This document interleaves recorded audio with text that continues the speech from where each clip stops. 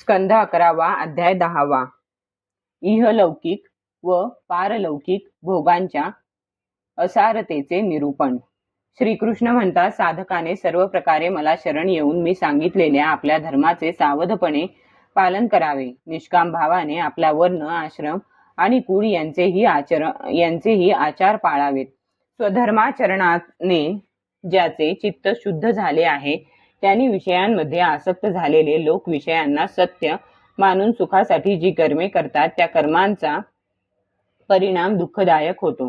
ही गोष्ट नीट ध्यानात घ्यावी. जसे झोपलेला माणूस स्वप्नामध्ये अनेक विषय पाहतो किंवा जागेपणी मनाने ज्या विषयांचे चिंतन करतो ते सर्व इंद्रियांनी दिसणारे व अनेक असल्यामुळे खोटेच आहेत हे समजते. तसेच इंद्रियांच्या द्वारे बाहेरील विषयांत जाणवणारी भेदबुद्धी सुद्धा खोटीच आहे.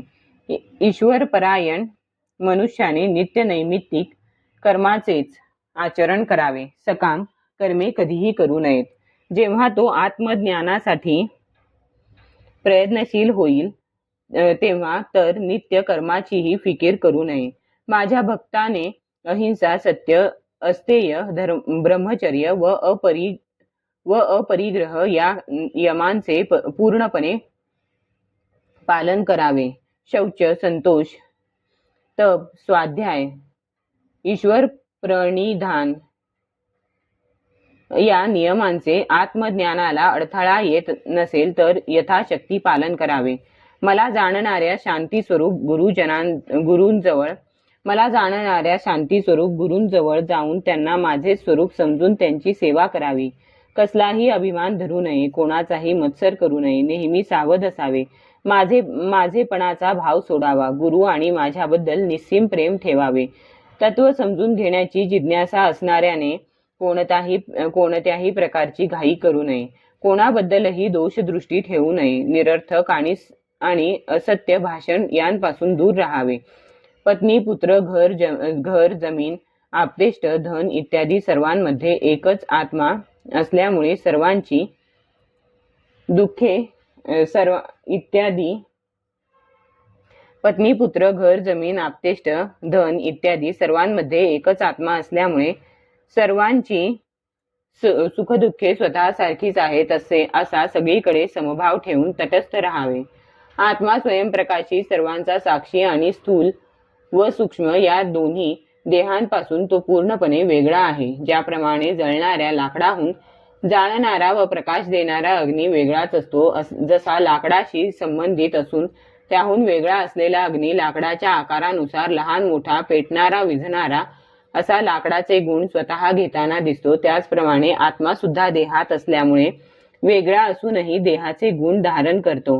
हे मनुष्याचे शरीर त्रिगुणांचेच बनलेले आहे. या गुणांमध्ये मी माझेपणा असल्यामुळे माणसाच्या मागे संसार लागला आहे. त्याचा नाश आत्मज्ञानानेच होतो. म्हणून विवेकाने देहामध्ये असणाऱ्या केवल स्वरूप परमात्म्याला नीट जाणून स्थूल सूक्ष्म देहांविषयीची सत्यबुद्धी सोडून द्यावी. यज्ञासाठी अग्नी उंबराच्या लाकडांतून घुसळून काढतात. त्यात खाली लाकूड असते, त्याला अधर अरणी म्हणतात. वरच्याला उत्तर अरणी म्हणतात आणि मधल्या उभ्या रवीसारख्या लाकडाला मंथन काष्ट म्हणतात. हे घुसळलेले असता अग्नी उत्पन्न होतो. येथे हे रूपक केले आहे. ज्ञानरूप अग्नी उत्पन्न होणाऱ्या क्रियेत आचार्य खालचे लाकूड आहेत आणि शिष्य वरचे. आचार्यांचे प्रवचन हे मंथन काष्ट होय.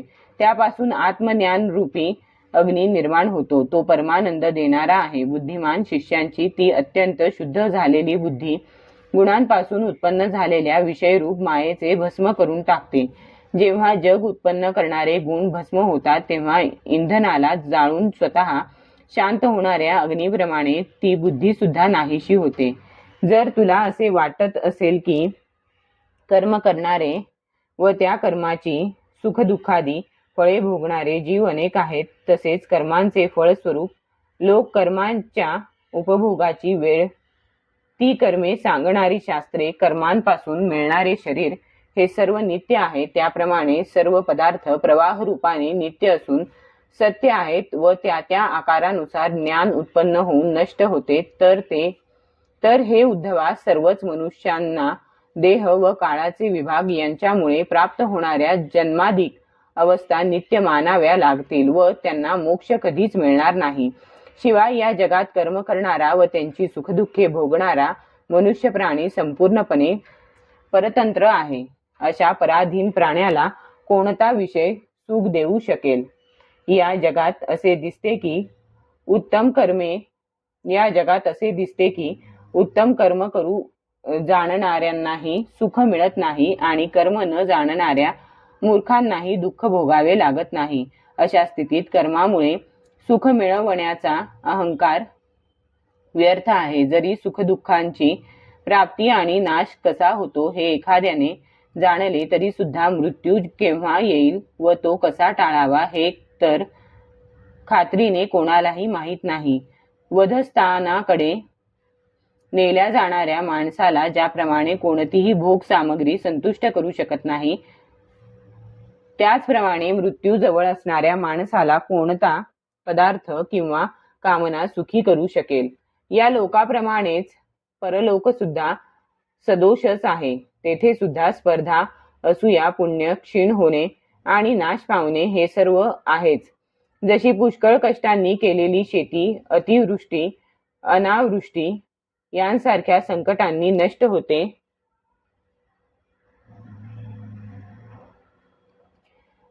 जशी पुष्कळ कष्टांनी केलेली शेती अतिवृष्टी, अनावृष्टी यांसारख्या संकटांनी नष्ट होते, त्याचप्रमाणे परलोकासाठी केलेल्या प्रयत्नांत विघ्ने येतात व ते प्रयत्नही विफल होतात. जर कोणतेही विघ्न निर्माण न होता चांगल्या तऱ्हेने यज्ञ इत्यादींचे अनुष्ठान पूर्ण झाले तर त्यामुळे परलोकाची प्राप्ती कशी होते ते ऐक.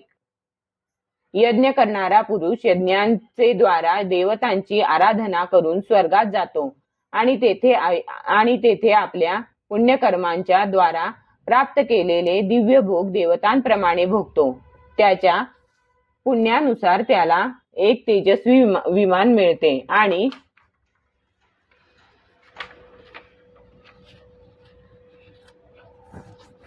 तो त्यातून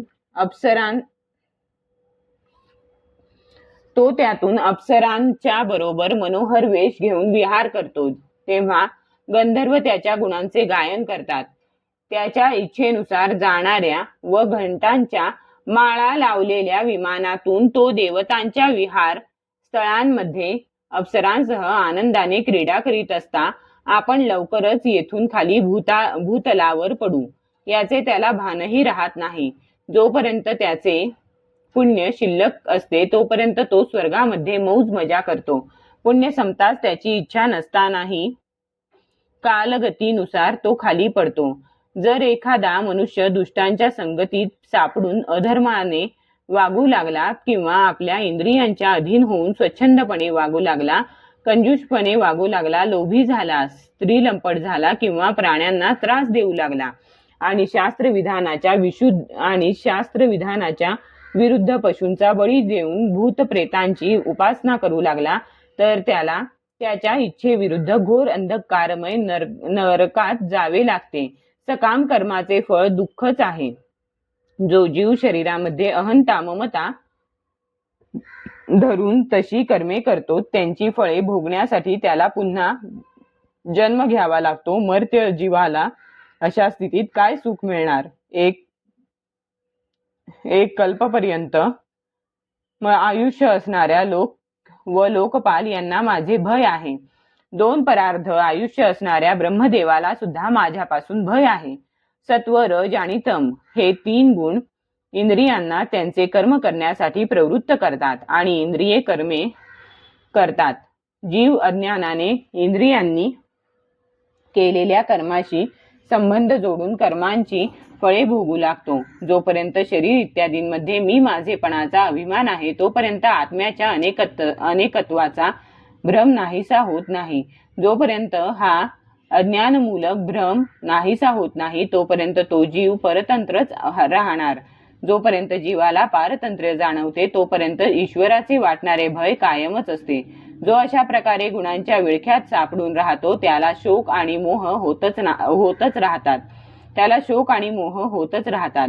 प्रिय उद्धवा, जेव्हा मायेच्या गुणांमध्ये क्षोभ होतो तेव्हा काल, आत्मा, वेद, लोक, स्वभाव आणि धर्म अशा अनेक रूपांनी व नावांनी मीच एकटा ओळखला जातो.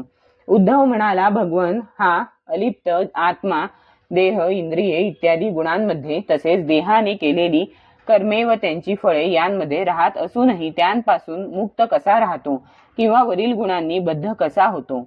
बद्ध किंवा मुक्त पुरुष कसा असतो, कसा वागतो, तो कोणत्या लक्षणांनी ओळखला जातो, काय खातो, मलत्याग इत्यादी कसे करतो, झोपतो कसा, बसतो कसा आणि चालतो कसा?